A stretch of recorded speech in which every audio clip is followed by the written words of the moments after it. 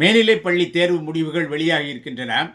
7,92,000 பேர் எழுதி 7,53,000 பேர் தேர்வு பெற்றிருக்கின்றார்கள். 95 விழுக்காடு. மிகப்பெரிய புரட்சி. நாங்கள் படித்த காலத்தில் எல்லாம் பாதிக்கு பாதி பேர் ஃபெயிலாகி மேற்கொண்டு கல்வியை தொடர முடியாமல் விட்டு போனார்கள். அந்த காலத்தில் ஆசிரியர்கள் மார்க்கும் மதிப்பெண்களும் போட மாட்டார்கள். இப்பொழுது 600க்கு 600, 600க்கு 590 என்று மதிப்பெண்கள் வாங்குகின்றார்கள். உங்கள் பிள்ளைகள் மருத்துவம்தான் படிக்க வேண்டும் என்று கட்டாயப்படுத்தாதீர்கள். அதில் இடங்கள் மிக குறைவு, போட்டி மிக கடுமை. எதிர்காலத்தில் இன்றைய நிலையில் மருத்துவம் படித்தாலும் மருத்துவ மேல் படிப்பு படித்தால்தான் மதிப்பு.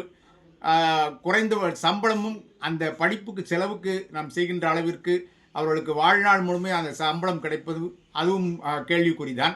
அடுத்தது அவர்கள் சிறப்பு மருத்துவர்கள் ஆகி பயிற்சி பெற்றால்தான் ஓரளவுக்கு சம்பாதிக்க முடியும்.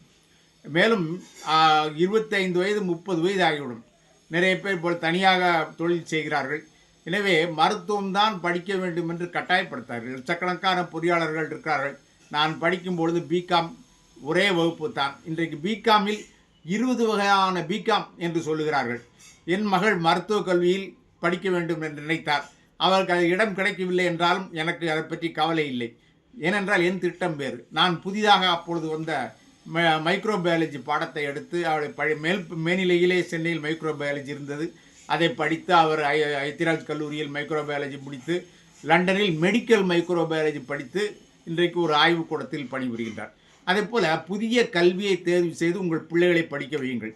நீங்களும் ஐஏஎஸ் ஆகலாம் என்று சொல்வார்கள். அது ஏமாற்று வேலை. ஐஏஎஸ் என்பது காணல் நீர். இந்த ஆண்டு ஐஏஎஸ்ஸில் 50 பேர், அதாவது அந்த ஐஏஎஸ் மட்டுமல்ல, ஐஏஎஸ்ஸிலிருந்து ஒரு 26 பணி தொகுதிகள் இருக்கின்றன. அதில் தமிழ்நாட்டிலிருந்து 1008 பேர் இந்தியாவிலே, அதில் தமிழ்நாட்டில் 50 பேர் வெற்றி பெற்றிருக்கிறார்கள். மகிழ்ச்சி தான்.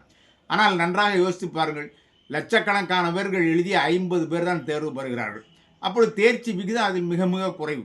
எனவே இன்றைக்கு கோடிக்கணக்கான புதிய கல்வி வாய்ப்புகள் லட்சக்கணக்கில் உருவாகி இருக்கின்றன. உங்கள் பிள்ளைகளை அயல்நாட்டு பல்கலைக்கழகங்களுக்கும் அனுப்பி படிக்க வையுங்கள். இந்த தேர்வில் வெற்றி பெற்ற மாணவர்கள் அத்தனை பேருக்கும் என்னுடைய வாழ்த்துக்களை தெரிவித்துக் கொள்கிறேன்.